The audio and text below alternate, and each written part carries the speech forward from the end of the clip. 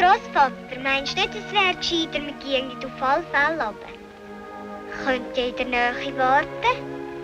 Und dann schauen. Danke vielmals. Soll ich noch etwas singen? Lies noch. Schaut vor Bergen und Tal.